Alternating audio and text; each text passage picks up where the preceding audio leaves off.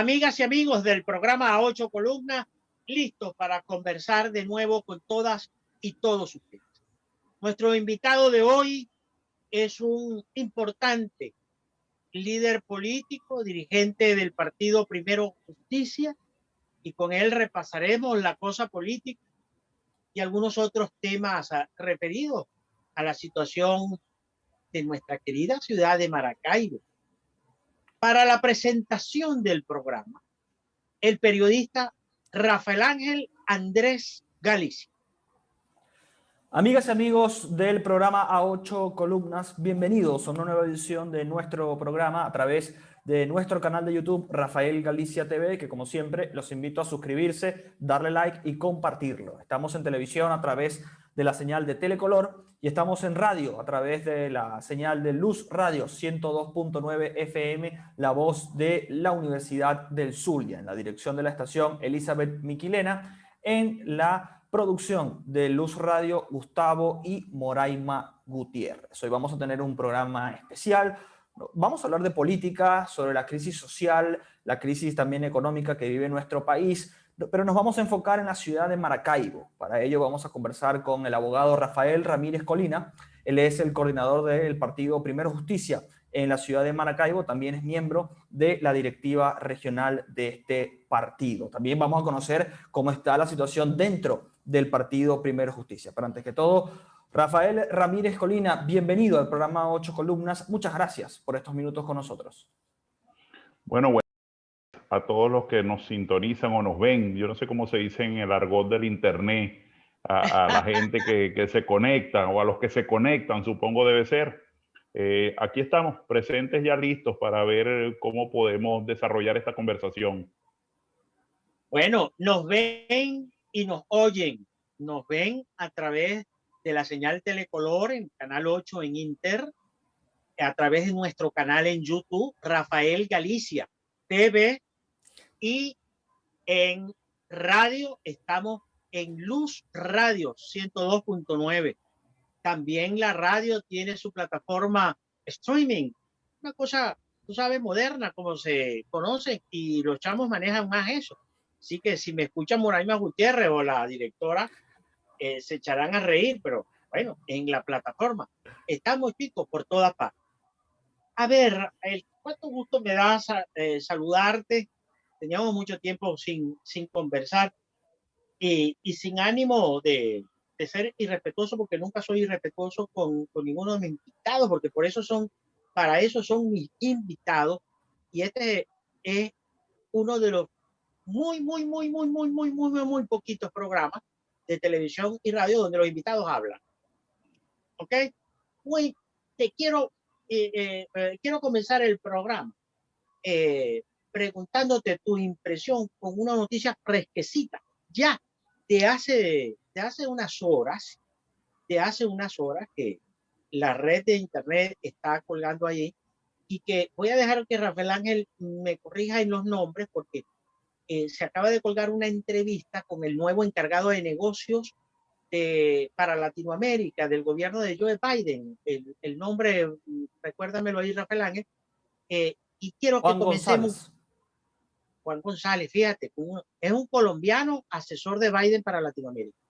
Pero yo quiero que le leamos a Rafael el extracto del Twitter, porque quiero comenzar el programa con esta apreciación. Pareciera que hay un cambio en la política de los Estados Unidos hacia Venezuela. Quiero consultar tu opinión y que me digas cuál es tu impresión. Adelante, Rafael. A ver, el asesor del presidente de los Estados Unidos, Joe Biden, para Latinoamérica, Juan González, es colombiano-estadounidense. En una entrevista con la colega Patricia Yaniot decía: la democracia en Venezuela no llegará mañana, tomará tiempo. Tenemos que empujar a que el gobierno y la oposición se sienten como iguales para negociar una salida. Los venezolanos son los que tienen que hablar del futuro de su país. Palabras del asesor del presidente de los Estados Unidos, Joe Biden, para Latinoamérica, hablando sobre el tema de Venezuela. Bueno, bien, fíjate. No sé cuáles son tus impresiones, Rafael. Parece que hay un pequeño viraje en la política norteamericana y en las relaciones exteriores y puntualmente, obviamente, con el tema de Venezuela. No sé cómo lo ves tú, cómo lo ve Primero Justicia. No, fíjate, yo creo que al final en el tema de fondo se mantiene la misma percepción que había o la misma estrategia que había con la administración anterior. Incluso yo vi la entrevista y parte de lo que te destaca allí la entrevista es que incluso lo dicen, mantendrán por los momentos o por ahora las sanciones como un esquema para lograr que se sienten las partes a buscar una solución que solo los venezolanos lo pueden dar. Eso fue lo mismo que se hizo el año pasado cuando se presentó el documento, que también fue un planteamiento hecho por el Departamento de Estado en su momento, que incluía unos 10 puntos, recuerdo, en aquel momento, y que buscaba de alguna manera que se establecieran una suerte de puentes para poder intentar generar una negociación. Yo creo que la política norteamericana con respecto a buscar la democracia no ha cambiado, no va a cambiar. ¿Por qué? Porque este no es un tema de gobiernos o personas, este es un tema de un valor más profundo como es la democracia. Y yo creo que ellos van a seguir manteniendo la política de buscar la democracia, entendiendo esa búsqueda como una negociación que se haga por los actores venezolanos y que esos actores venezolanos consigan un proceso de elecciones libres. Ahí sí pudiese tener una suerte de viraje, no viraje, sino una suerte de matiz frente a lo que había sido la política anterior, que es la posibilidad de lograr que esas elecciones libres permitan el desenvolvimiento de la política nacional. Hacia allá creo que está orientada la política norteamericana en estos momentos y creo que es lo que le he oído a todos los voceros que les ha tocado hablar sobre ese tema. Pero pareciera que hay un cambio en la forma de abordar el tema venezolano. La administración Trump fue más de confrontación, inclusive habló de elecciones con el presidente Maduro fuera del poder, y ahora parece que se decanta la nueva administración con el tema de la negociación. ¿Tú lo ves posible, el tema de que el gobierno y la oposición se sienten a iguales a tratar de pactar una salida para el país mediante unas elecciones? ¿Es posible? ¿Está sucediendo? ¿Sucederá? No, fíjate, yo creo que la oposición no tiene que dar testimonios de su disposición, valga la redundancia, para sentarse en una mesa de negociación y buscar lo que a nuestro juicio constituye la forma más sublime de dirimir las diferencias, y es la posibilidad de que el venezolano, a través de una elección, y eso es importante destacarlo, porque no es lo mismo votar que ir a una elección. Cuando tú eliges, tú tienes opciones que puedes escoger. Cuando tú votas, que es lo que está sucediendo en Venezuela, que solo tienes un proceso mecánico de votación donde no eliges al que tú quieres, donde no lo eliges en el partido que tú quieres, donde no eliges en el momento en el que te corresponde, ahí automáticamente existe una diferencia, y no, la oposición ha venido siempre pensando en que tiene que haber un proceso de elección. Tan cierto es que los mayores costos de cualquier negociación los ha asumido la oposición, porque siempre ha estado buscando esa salida. Y tenemos testimonios claros: Vaticano, República Dominicana, Noruega y cualquier otro procedimiento de negociación y acuerdos que permita dirimir las diferencias a través de la mejor forma que hay, que es la posibilidad del voto. Eso no se ha logrado hasta ahora. Si tú me preguntas a mí si es posible de parte de la oposición, por supuesto que es posible. Lo ha demostrado con esos 3 ejemplos que te puse, y no perderá nunca la posibilidad de pensar en ese proceso si eso le ahorra tanto sufrimiento al venezolano, y lo seguirá buscando. Ahora, esa pregunta debería ser más principalmente a quienes hoy ocupan los cargos del gobierno, porque son ellos los que dilatan, no acuerdan, no discuten y, por supuesto, o peor aún, no le resuelven un problema a la gente. Pero si tú dijeras, es que están haciéndolo bien y uno lo que quiere es sacarlos de allí para ponerse uno, esa fuera otra discusión. Pero la verdad es que lo hacen terrible y no dejan que nadie venga a buscar hacerlo mejor de como lo están haciendo en este momento. Pero, tocayo, cuando a Primero Justicia le tocó el turno al bate, ¿qué pasó? Han transcurrido 4 años. Juan Pablo Guanipa ganó la gobernación del estado Zulia contra todas las trampas que el gobierno está acostumbrado a ejecutar, contra toda esa filosofía de que voto o elijo, que está espectacular en lo teórico, pero la praxis es otra cosa. Entonces, Primero Justicia llegó al poder, a ser partido de gobierno.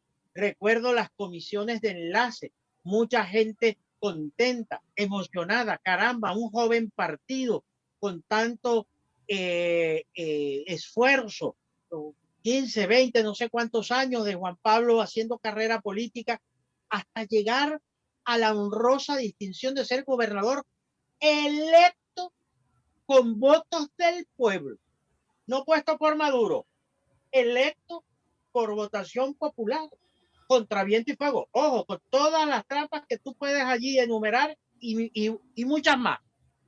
Y sin embargo, no pasó lo que pasó. ¿Y qué fue lo que pasó? Ahí es donde tiene que estar No, no la respuesta. No, vamos a hablar de qué fue lo que pasó. Lo no que segura. pasó fue que después de que se había hecho ese proceso, así como tú lo estás describiendo, se inventaron nuevos requisitos para efectos de poder asumir, para efectos de poder poner otra alcabala más frente a la elección regional. Y eso es importante siempre aclararlo, porque hay una suerte de matriz que hace creer que fue que no se quiso asumir la gobernación, cuando en realidad lo que pasó es que le pusiste alcabalas adicionales a la gobernación. Y ahí hablando en primera persona, ese cuento no me lo va a echar nadie, porque el que llevó la carta para el Consejo Legislativo para que lo juramentara el poder legítimo regional al que correspondía, fui yo. Y después que recibieron la carta, ¿qué hicieron? No sesionaron más. Pero la ley, como es sabia, previó un segundo mecanismo, que era ir al tribunal contencioso. ¿Y cuál fue la respuesta del tribunal contencioso? En un Estado de Derecho fallido, ni siquiera recibieron el documento, cerraron después de que hicieron esperar más de 3 horas a Juan Pablo en ese momento para que el tribunal contencioso asumiera ese procedimiento, y automáticamente nunca lo recibieron. Y después, ¿qué hicimos? Hicimos una marcha para la gobernación que terminó a perdigonazo limpio con un gobernador electo en ese momento. Y allí es importante recordar que el requisito de la constituyente salió fue el 18 de octubre. Las elecciones fueron el 15. El 18 de octubre fue que salió el requisito de que había que juramentarse en la constituyente. Y ahí hay un tema de fondo que tiene que ver con todo lo que hemos venido haciendo en esta lucha.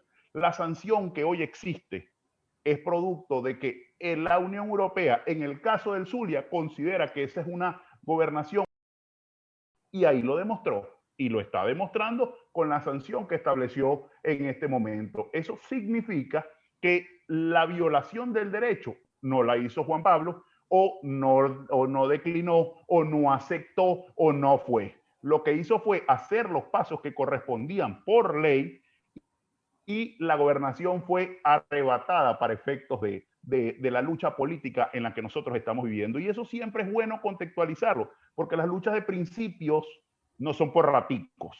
Es decir, tú no es que tienes un principio un rato y al otro rato no lo tienes y luego lo vuelves a tener y así vas por la vida. No, tú tienes una sola posición y es tu verticalidad. Ah, bueno, si esa posición es pragmática, tal, eso son otras consideraciones. Pero lo cierto del caso es que la lucha que se dio en aquel momento, porque recuérdate que veníamos de un año de infinidad de protestas sociales en la calle. Recuérdate que eso empezó en febrero del 2017. Esas protestas en la calle fueron intentadas aplacar con un proceso constituyente. En ese proceso constituyente no votó nadie, pero además de eso, esa constituyente ya estaba desconocida por el mundo, que es lo que ha venido sucediendo a lo largo de estos tiempos. Y ese proceso constituyente fue el que pretendió erigirse como el seleccionador de gobernadores o el apadrinador de gobernadores. Y ese es el estado fallido que hoy tiene a Venezuela entrampado, porque mucha gente te dice que Venezuela está entrampado. Ajá. No, sí, continúa. Estoy esperando que Es que cierre. Venezuela está entrampado porque efectivamente no se hicieron las cosas. No es verdad. Venezuela está Pero, entrampado porque tienes a 20 tipos que se quieren quedar con el poder. ok, ya va, porque quiero refutar un poco tu planteamiento, pero el equipo de producción me acaba de enviar un café y esto es algo sublime. O sea, contemplen ustedes uno de los placeres más divinos sobre la tierra, tomar café. Apreciado Rafael Ramos, si yo te pregunto, Magdeli Balbuena se negó a juramentar a Juan Pablo como gobernador y el juez superior, cuyo nombre no recuerdo ahorita, se negaron a juramentar a Juan Pablo Guanipa como gobernador, violando la Constitución y leyes de la República. Dame el nombre del juez superior. La Constitución y leyes de la República y violando la Constitución del Zulia. La Magdelis en el tema del Consejo Legislativo y la doctora Urdaneta, Gloria, creo que era para ese momento. No estoy claro si es Gloria el nombre. Sé que el apellido es Urdaneta, la juez del no contencioso administrativo que no siguió el procedimiento. Es que no siguió el procedimiento, no, nunca abrió el Estado de Derecho, que era recibir el documento para efectos de hacerlo allí. Sí, mira, ahora yo te pregunto, ¿los otros gobernadores ADECO se juramentaron, chicos? Pasaron la alcabala. Pasaron la alcabala. Y ellos son opositores para ti, son opositores. Y yo te respondo, el Estado está en mejor o en peor condición. El tema es que tú estás luchando contra unos tipos que no creen en la descentralización y tú no puedes partir ese argumento para decir es que ellos son opositores o más opositores o menos opositores que Juan Pablo. No, la ley es la ley y es para todo el mundo. Si nosotros no hacemos o no procuramos que se cumpla, entonces no tiene ningún sentido porque los estados de derecho no funcionan solo para efectos de tomar decisiones pragmáticas, para eso están las leyes. Entonces allí es donde nosotros tenemos que cuidar la forma, porque si no cuidamos ese fondo, estamos en esta desgracia en la que tenemos, en donde aquí dejaron de, por ejemplo, aquí se muere un alcalde, renuncia, se lo llevan para ministro y aquí no hicieron más nunca elecciones porque no creen en la descentralización como proceso. Los que creemos en la democracia, creemos en la descentralización como proceso. Todo eso es cierto, Rafael. Todo eso es cierto. Con todo respeto te lo digo. Todo eso es cierto. Pero había que buscar un atajo político, porque se había ganado la gobernación, repito, con votación popular. Entonces, este planteamiento, la historia lo dirá. No me quiero guindar en este tema, pero obviamente que 4 años después te pregunto, oye, ¿valió la pena ese esfuerzo de Juan Pablo? Yo te diría 4 años después que por supuesto que los valió, porque efectivamente lo que tiene ahorita de alguna manera con la posibilidad de establecer una negociación es la presión internacional. Y en la presión internacional uno de los desconocimientos originarios, por decirlo de alguna manera, fue el tema de la Asamblea Constituyente. Desconocer a la Asamblea Constituyente era una ley de vida de lo que tú venías haciendo, porque además de eso, esa constituyente que había nacido ya fraudulenta tenía la imposibilidad de estar ejerciendo funciones de legislación, por poner un ejemplo, porque estábamos nosotros, para empezar.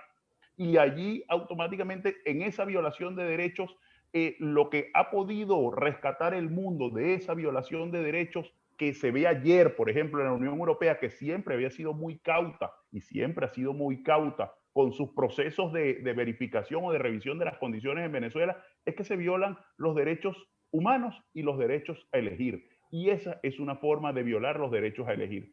Eso es lo que ayuda a visibilizar la crisis que nosotros tenemos. Más allá de que tú puedas decir, bueno, por ejemplo, yo pudiera hacer un cálculo, bueno, valió la pena en el caso de Primera Justicia porque iba a un espacio, iba a esto, iba a lo otro. El país es lo principal. Y aquí estamos en una lucha muy complicada que cada día te exige más y cada día te exige más porque la sociedad te exige más. Y eso se ve en todos los procesos que te están pasando. Ejemplo de esa exigencia, el 6 de diciembre de este año, perdón, del año que pasó, el 2020, para ponerte un solo ejemplo de cómo la exigencia ciudadana es cada vez mayor. Entonces, con la coherencia. Entonces, 4 años después, cumpliéndose ya un ciclo dentro de las gobernaciones en Venezuela, Primera Justicia vuelve al dilema. ¿Va a participar en las regionales? ¿No va a participar en las regionales? ¿Va a seguir con toda esta posición que ha tenido en los últimos 4 años? ¿O se abre el partido a la posibilidad de explorar la vía electoral para participar en las elecciones regionales y de alcaldes?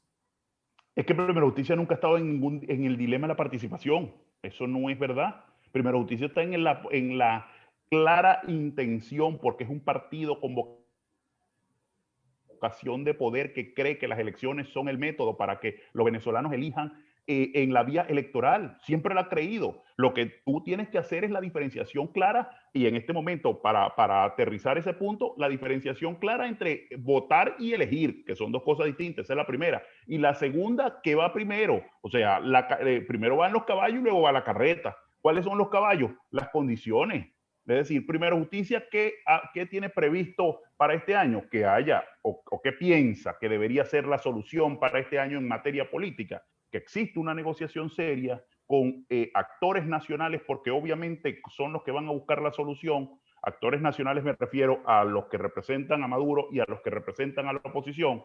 En esos actores nacionales también haya un componente internacional importante que incluya incluso a los que son aliados de Maduro y los que se consideran aliados de la oposición, y que con eso se construye una salida que termine en la vía electoral, con unas condiciones que podrían ser imperfectas o no serán perfectas, pero que tengan una suerte de mínimas condiciones, que yo no sé cuáles son exactamente lo que tú pudieras catalogar como mínimas o máximas condiciones, pero lo que sí es cierto es que esa es la forma de pensar en un proceso electoral, porque nosotros nunca hemos tenido un dilema de participar o no. Si nosotros no creyéramos en eso, no hubiéramos empujado todo lo que se hizo por la Asamblea del 2015. Pero no solo eso, todo lo que se hizo después por el referéndum revocatorio, que volvió Maduro y lo anuló a punta de decisiones hasta que lo fue matando. Nosotros creemos en esa vía como opción. Y en este momento, nosotros lo que hemos estado dedicados es a pensar cómo construir ese escenario para terminar en un proceso de participación, pero después de una negociación seria que permita generar un proceso electoral serio. Pero mientras eso se concreta, el tiempo pasa, el calendario electoral constitucional avanza, se presentan las fechas. Yo te quiero preguntar, eh, eh, ¿dónde está Primero Justicia? Primero Justicia está activa, está desarticulada, algunos de sus dirigentes ya no están en la ciudad. Primero Justicia está activa. ¿Cómo está el tema de su tarjeta? Porque hay líderes como tú, Rafael, muy calificados a estas alturas de tu vida. Tú pudieras ser un gran candidato, por ejemplo, a la alcaldía de Maracaibo. ¿Te animaría a esa opción? Mira, fíjate tú, yo creo que Primero Justicia, y arranco por la primera pregunta que hiciste. En el caso de Primero Justicia, está activo al 100%. Tiene una estructura de dirigentes, gracias a Dios, en el caso del Zulia específicamente y en el caso de Primero Justicia, a pesar de las persecuciones, cuenta desde Juan Pablo Guanipa para abajo, pasando por Pablo Pérez, Daniel Pogne, Limar, Abilio Troconi y muchos otros que hacen vida dentro del partido, están aquí y están activos. Tan cierto es que en el momento en el que estamos hablando ahorita deben estar en una asamblea de ciudadanos en uno de los municipios de aquí del Zulia. Y eso ha venido siendo una actividad permanente.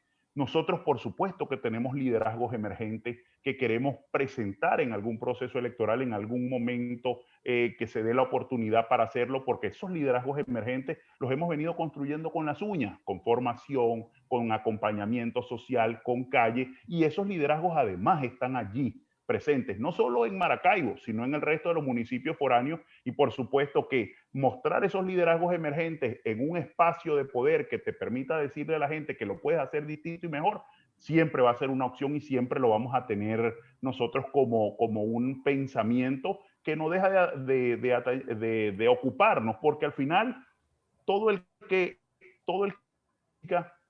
con la vocación de poder quiere llegar al puesto más importante, llámese municipio, estado o nación, con toda la intención de demostrar lo que para supuestamente se formó. Uno se formó para algo y quiere demostrarlo. Y eso no lo puedes demostrar solamente siendo oposición. Eso solo lo demuestras llegando. La razón de ser de un partido político, que aquí estamos conversando tres universitarios. La razón de ser de un partido político es la conquista del poder.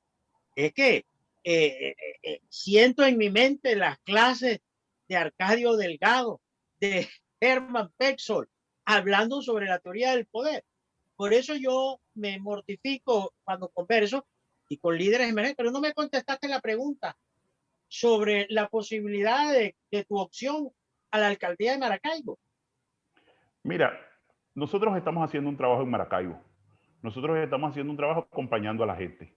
Si en algún momento de esta historia ese trabajo es reconocido por la gente, porque más allá de lo que yo tenga como aspiración o pensamiento, es un trabajo reconocido por la gente, que sea empujado también por mi partido, en el caso de Primero Justicia, pues por supuesto que uno asumirá el reto, porque de eso se trata. O sea, se trata de no escurrir el bulto, de no decir, ay, bueno, yo soy político, pero estoy comiendo flores aquí y pensando a ver si liberamos el lago o si lo limpiamos. No, no, la verdad es que no. O sea, en eso quiero ser suficientemente transparente contigo. O sea, nosotros estamos haciendo un trabajo en el municipio, quisiéramos que fuera reconocido en algún momento, y si es reconocido partidistamente y después por el voto popular, pues bienvenido sea.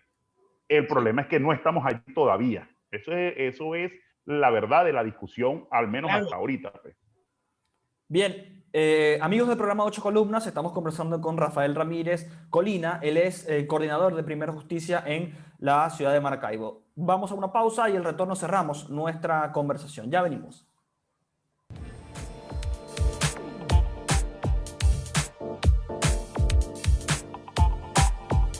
Ya regresamos con A 8 Columnas.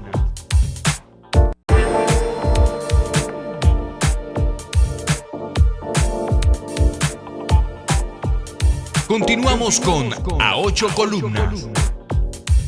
Bueno, continuamos esta amena conversación con este fogoso líder político. Bueno, a los negros no se nos ven las canas tan fácilmente, pero a mí ya me están saliendo, y desde entonces estoy viendo a este cristiano, Rafael Ramírez, bueno, fajado, pateando la calle, chicos, pateando la calle. Terminas de ser diputado, entiendo, a la Asamblea Nacional, tuviste un tránsito por ahí. ¿Cómo ves la ciudad de Maracaibo? ¿Cuál es la Maracaibo que tú sueñas, Rafael Ramírez? Chico, tú sabes que siempre he creído que esta ciudad, hay una ciudad en Estados Unidos, que cuando yo la veía, yo decía, así va a ser Maracaibo en 20 años, con un tema por su parecido petrolero, principalmente, ¿no? Y que tú sabes que el petróleo siempre trae mucha más inversión o más costosa porque efectivamente es más atractiva la ciudad. ¿Cómo veo yo la ciudad?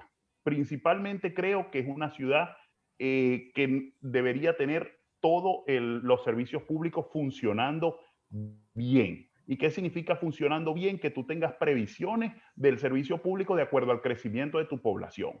En esta ranchificación de la obra pública en la que el chavismo volvió al país, siempre piensa, por ejemplo, te hacen un ambulatorio y te le ponen 2 camas y es el ambulatorio que va a atender San Jacinto.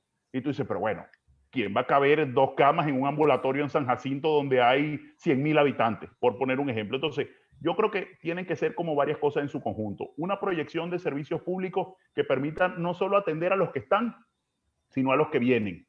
Y esa proyección de servicios públicos, te pongo, por ejemplo, un tema. La electricidad es un servicio público en la actualidad deficiente, ya lo sabemos. Pero ese servicio público en el mundo ya tiene como 2 vertientes. Tiene lo que produces con plantas termoeléctricas, hidroeléctricas y toda esta forma de planta, y todo el tema de la energía solar. ¿Por qué no piensas, por ejemplo, en una universidad del Zulia? Y estoy con unas ideas que son como al aire de lo que debería ser la energización. Una universidad del Zulia que tiene suficientes terrenos para tener paneles solares y ahí haces almacenamiento y desde allí vendes electricidad y esa electricidad te surte, por ejemplo, a toda esa parte que está ahí, Las Tarabas, Coruba, Siruma, bajas para acá, Grano de Oro, y así va subiendo para no extenderla mucho, sino para usarla desde allí para efecto de tener energía eléctrica. Ahí solucionas 2 problemas. El primer problema es la generación de energía, con algo que aquí sale mucho, que es el sol. Y la segunda problema que tiene es que resuelves la presión que tiene el sistema nacional. El segundo tema, el agua. ¿Cómo esté un estado o un municipio que está al lado del lago de Maracaibo, uno de los reservorios de agua dulce más grandes del mundo, en un mundo moderno en donde tener una planta de tratamiento ya no es algo tan costoso como era en los 80 o empezando los 70, en donde hay países completos que viven del agua salada y la transforman por plantas que ya casi venden hasta en Mercado Libre, y el Zulia, el municipio no tenga agua, que tú vayas a cada comunidad y te digan que la pipa les cuesta $1, que les cuesta $30 el camión, que no tienen ninguna posibilidad, que tienen que carretear esa agua a largas cuadras estando al lado del lago. Pero no solo eso, sino que no solo es que puedes comprar plantas de tratamiento que te permitan desarrollar el tema del agua, sino que también puedes hacer, mientras tanto, pozos. Aquí tú vas a cualquier comunidad y te dicen, no, a 6 metros consiguen agua, a 12 metros se consigue agua, a 12 está salobre, a lo mejor hay que hacer un poquito más profundo, pero tú puedes hacer pozos para ir generando soluciones al menos temporales mientras resuelves el problema de fondo. Y con el tema de la infraestructura vial, yo creo que la inversión es hacerle vías periféricas a esto que permita que tú puedas tener una infraestructura vial que no se deteriore en el tiempo, porque aquí casi no llueve. Si tú pusieras buen asfalto no se te tuviera que dañar tan rápido. Y por último, el tema de la movilidad y el transporte público. Mira, ahora que pasamos bastante tiempo en Maracaibo Este, tú no te imaginas la gente que llegando a la curva de Molina camina para dentro de las parroquias cantidades o kilómetros, grandes extensiones de terreno para efectos de eso. Increíble pensar que tú no tengas una flota de transporte público que pueda hacer en donde el sector privado pueda hacer publicidad y eso te ayude a mantener los buses, por ponerte un ejemplo de las cosas que se pueden hacer. Porque como en Nueva York, si tú tienes un bus y pones allí un anuncio de refresco, el que anuncia el refresco tiene que pagar. Eso te ayuda a mantener el bus sin que sea un presupuesto tuyo, pero además de eso le da a la gente el servicio público del transporte público. Así creo que debería pensarse la ciudad, porque eso te ayuda también a traer la inversión privada de una ciudad que tiene que ser el centro del occidente del país. Aquí tiene que girar todo lo que tiene que ver con el occidente del país y ahí nosotros tenemos que hacer un gran esfuerzo por poderlo hacer. Así sueño la ciudad, sueño que alguien la piense en un futuro no muy lejano con esa posibilidad de transformación real. Bueno, ojalá, la verdad, ojalá se dé esa ciudad de Vamos a soñar. Maracaibo. La verdad, es lo que todos queremos. Ahora, Rafael, hablábamos en el segmento anterior sobre la legítima aspiración de un político a ejercer cargos de poder, en tu caso, la alcaldía de Maracaibo, de lograr las condiciones electorales y el G4 participar en las elecciones de gobernadores y alcaldes, y tú presentarías tu nombre dentro del partido, ¿estarías dispuesto a medirte en unas primarias con otros candidatos a la alcaldía de Maracaibo dentro de la oposición para buscar una candidatura única opositora? ¿Estarías dispuesto? ¿Cómo verías el tema de unas eventuales elecciones primarias? Siempre repito, en caso de que la oposición decida participar y que se den las condiciones que están pidiendo. Mira, así como lo planteaste, sí se da la unidad. Si en esa unidad decide el G4, deciden los partidos de la alternativa democrática opositora, porque eso es más grande que el G4 normalmente, participar. Sí. Y además de eso, el partido, en este caso mi partido Primera Justicia, decide que yo pueda ser un nombre de los de presentar en un proceso de primaria, pues por supuesto que estaría dispuesto a hacerlo. Yo no, igual volvemos a lo mismo, o sea, uno está en un partido político pensando en que puede hacer las cosas distinto, y para pensar que puede hacer las cosas distinto tiene que aspirar a los sitios donde la pueda hacer distinto. Exactamente, correcto, estoy muy de acuerdo. Tengo datos, usted sabe que los periodistas manejamos algunas fuentes, me informan que hay conversaciones con factores internacionales participando, gobierno, algunos partidos, PJ, Voluntad Popular, estarían conversando la posibilidad de una participación. Hay que regresar. Yo creo que es la primera vez que la opinión pública, encuestas, empresas, líderes empresariales, le están pidiendo a los partidos que regresen a la carrera electoral, a la vía electoral, por favor, solicitando condiciones, solicitando todas las condiciones posibles. te quiero preguntar sobre este asunto. ¿Dónde y quién tiene la tarjeta de Primero Justicia? Esa es una muy importante pregunta con el tema de las condiciones. La tarjeta de Primero Justicia ahorita está en una suerte de limbo jurídico. Está en el Tribunal Supremo de Justicia, donde determinó que la gente que estaba en Primero Venezuela no tiene la dirección de la tarjeta, pero tampoco la tienen sus autoridades legítimas, que en este caso son Julio Borges y Tomás Guanipa. En consecuencia, la tarjeta está en una suerte de limbo jurídico que no permite ni siquiera tener, entre las condiciones de las que estamos hablando, un instrumento para poder presentarse a cualquier proceso electoral en esto. Allí está, esa es la situación actual de la tarjeta de Primera Justicia. Primera Justicia es un sentimiento y eso está claro, eso no tiene discusión. Y la gente, por ejemplo, tú, que no militas en Primera Justicia, reconoce que uno es el representante legítimo de Primera Justicia. Sin embargo, para cualquier instrumentación que tenga que ver de corte electoral o jurídico, etcétera, necesitas un mecanismo. Y ese mecanismo no lo tenemos hoy. Esa es la situación de la tarjeta de Primera Justicia. Joven Galicia, pase a la sala de redacción. ¿Y estarían dispuestos dentro de todo este tema de condiciones? Me gustaría saber, a título personal tuyo, cuáles serían, digamos, tus condiciones para que eventualmente, si te tocara dirigir la oposición, cuáles son las condiciones que tú verías como las mínimas para volver a la ruta electoral, y si estarían dispuestos la oposición o la mayoría de los partidos opositores participar en una tarjeta única, por ejemplo, que se habilite una sola tarjeta y con esa participar. En el caso, siempre.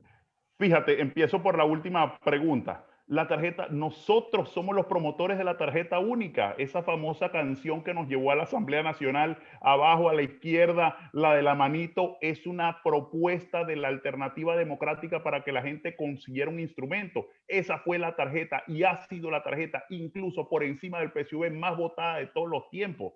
¿Y qué hizo el gobierno? La desapareció del mapa con decisiones judiciales regionales. La primera fue de Aragua, recuerdo yo en aquel momento. Entonces, allí tú tienes una de las condiciones. Yo creo que las condiciones en términos no de lo que yo pueda pensar conjunto, sino lo que ha sido, lo que verdaderamente te lleva a un proceso de elección, es las condiciones claras de cualquier democracia. Un árbitro imparcial que cuente con representación de las partes, una observación internacional que permita certificar de alguna manera lo que se ha hecho en el procedimiento, el resultado, un registro electoral permanente que esté abierto y que sea escrutable, porque eso no lo es en los actuales momentos. Es decir, tú tienes, sin hablar de todos los que están afuera, tú tienes 2 millones de jóvenes venezolanos que viviendo en el país no se han podido inscribir en el registro electoral porque ellos acabaron con eso. Auditorías reales del software, del hardware y de todo lo que tiene que ver con el proceso electoral. Recuérdate que cambiaste de empresa o ellos cambiaron de empresa y ya ni siquiera es Smartmatic la que tú más o menos conocías para efectos de poder hacer eso. Y así lo que nosotros llamamos también una suerte de condiciones que son propias de la dinámica.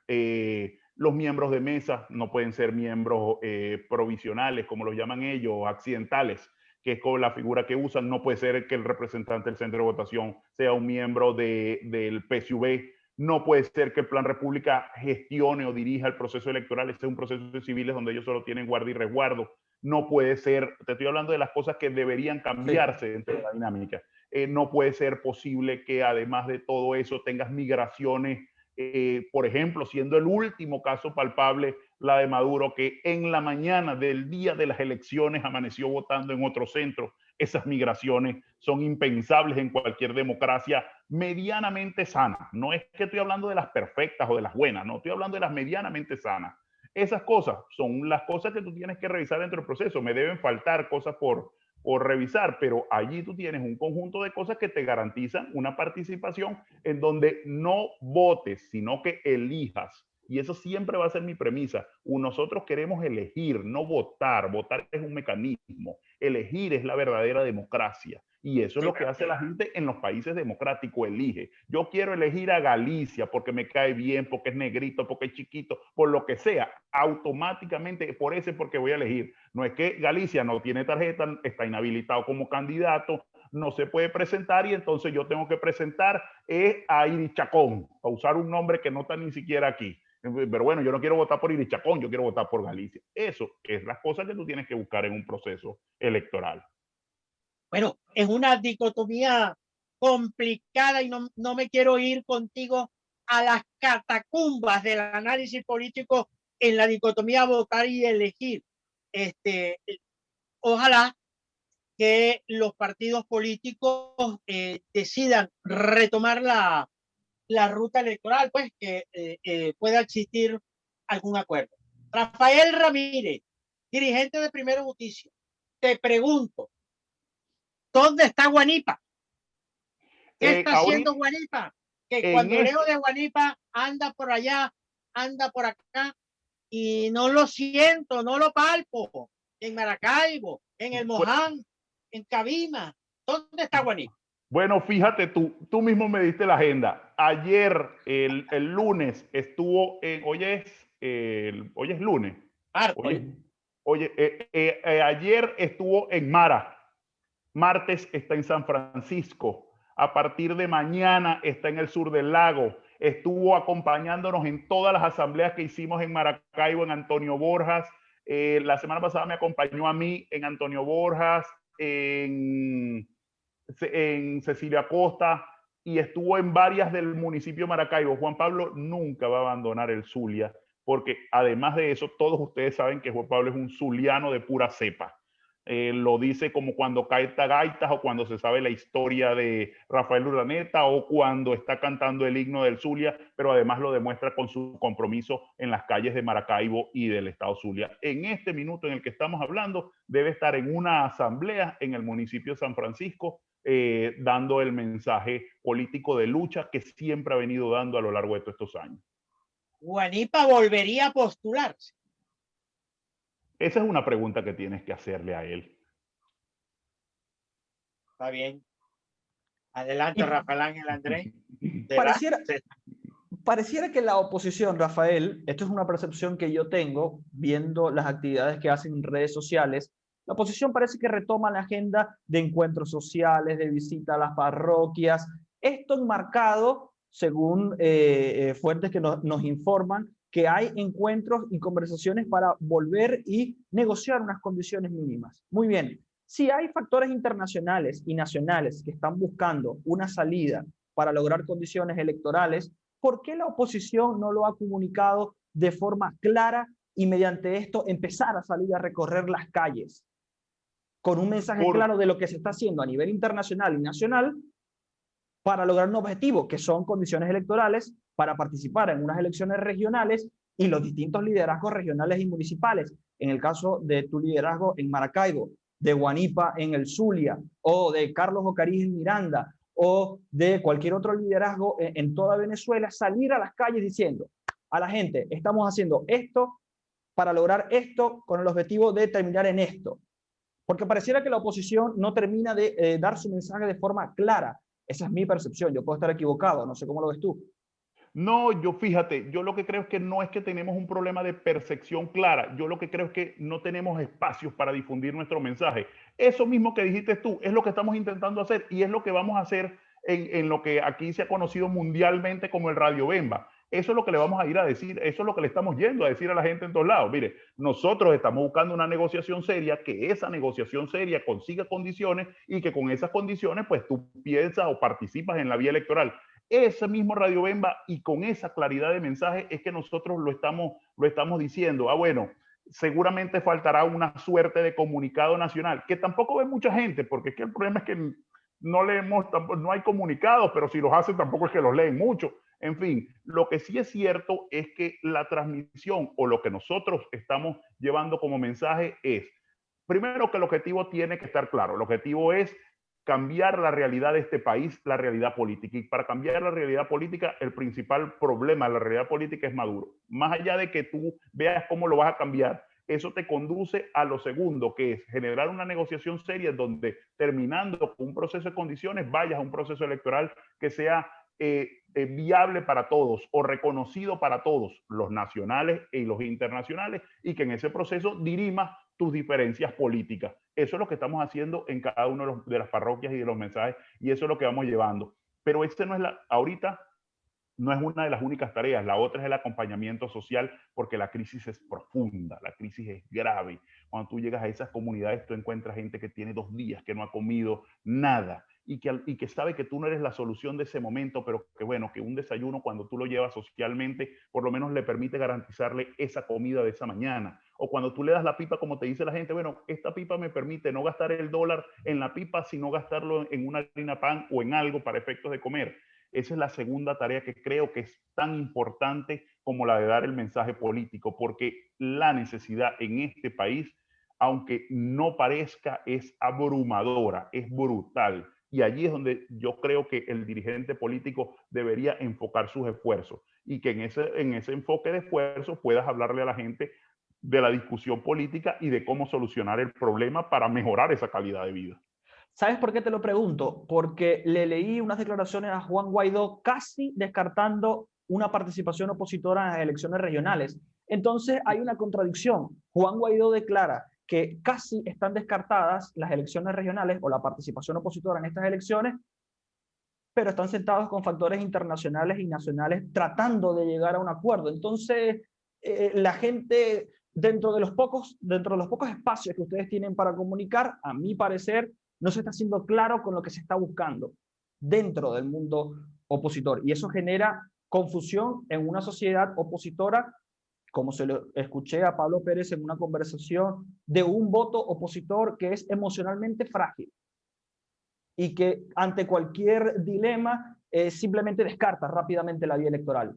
Por eso es el comentario, y también te pregunto por Juan Guaidó. ¿Qué está haciendo Juan Guaidó para unir a la oposición en base a un objetivo, ya sea participar en elecciones o la tesis de la ruptura como lo ha venido haciendo estos últimos años?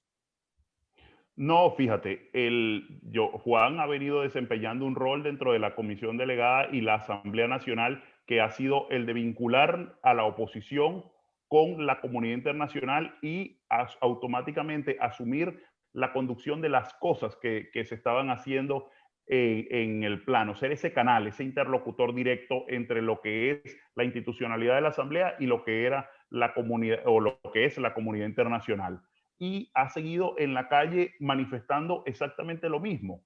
Es decir, a lo mejor las formas de presentar el discurso le sube o le baja el volumen a algunas cosas, pero el mensaje sigue siendo el mismo. El mensaje es: busquemos un proceso de negociación serio que permita de alguna manera estructurar la salida política viable para todas las partes. Eso es en lo que reconozco está Guaidó en este momento y lo asume estando en la calle también. Fíjate, la Asamblea lleva una suerte de periplo por el país, en donde ya estuvo en Vargas, estuvo en Carabobo, no sé en qué estados está ahorita o a cuáles va, pero sé que tiene un periplo para hablar de ese tema.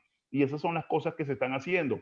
Yo sí te compraría como argumento que tiene que ser mucho más claro el mensaje para no generarle contradicciones a ese mundo opositor. Eso te lo agarro como sugerencia e incluso lo transmitiré más adelante. Pero lo que sí es cierto es que al menos en lo que está pensando Primero Justicia, que es por el que puedo responder y es en el que estoy en las reuniones, porque los demás no estoy en las reuniones internas que hace cada organización política, es que en un proceso de negociación seria que genere condiciones, pues Primero Justicia está dispuesto a que eso sea el escenario ideal para dirimir cualquier diferencia. Lo decimos pública y lo decimos en privado a quien debamos decírselo en privado. ¿Suficiente unidad política en Primero Justicia? ¿Hay unidad en Primero Justicia, Rafael Ramírez? Total y absolutamente. Puede haber algunas formas de visualizar el cómo, porque es que a veces la gente confunde creyendo que una diferencia en el cómo es una diferencia en el qué, y no es verdad. Es decir, todos estamos claros que el objetivo, el problema de la crisis en Venezuela se llama Nicolás Maduro. Ese problema se resuelve saliendo de Nicolás Maduro. De ahí para abajo, que es el cómo, es donde puedes tener diferentes visiones de cómo debería salirse de Nicolás Maduro o de qué mecanismo debería utilizarse o presionarse para Nicolás Maduro. Pero en ningún momento se pierde el qué. Ahí la unidad de Primero Justicia es absolutamente monolítica en torno al qué. Nosotros todos estamos claros de que tú tienes que darle un respiro al país y ese respiro lo haces entendiendo que el principal problema del país es Maduro y su gente, que no han entendido que ya no pudieron con el país y que tienen que darle paso a otros liderazgos que puedan estar en discusiones para efectos de poder generar cambiarle la calidad de vida a la gente, que es lo que debería hacer cualquier gobernante serio. La estructura y la maquinaria que hizo gobernador a Juan Pablo Guanipa existe, está intacta en Primero Justicia. Bueno, tanto como intacta no, porque todos vivimos en Venezuela. O sea, fíjate tú, para ponerte un ejemplo, tu hijo estaba aquí cuando hicimos la elección, ya no está. Bueno, así nos pasa a nosotros con los militantes. O sea, tenemos varios militantes que pudieran no estar en la estructura de la conducción, pero sí hay un partido con suficiente vocación de servicio y trabajo dispuesto a hacer lo que corresponda y en buena lid, gracias a Dios. No sé si es que nosotros tenemos más suerte que otras organizaciones políticas, con pocas deserciones o idas para algún otro sitio, porque la gente cree en los principios y valores que promulga Primero Justicia y están allí listos para cualquier cosa. Bueno. Bien, Rafael Ramírez Colina, muchas gracias por estos minutos con nosotros. A ustedes por la entrevista. Y yo, por momentos también, esto fue una entrevista y una charla. Aquí pueden haber diferentes puntos de vista y diferentes ideas y opiniones, pero este programa, como me lo enseñó Rafael Galicia y como así se practica, es desde el respeto, así que todas las opiniones se escuchan y se debaten en este programa con respeto. Así que, Rafael, yo te quiero agradecer estos minutos con nosotros, a todas las personas que vieron y escucharon y se conectaron en el programa 8 columnas y llegaron a esta parte final del programa, les agradezco.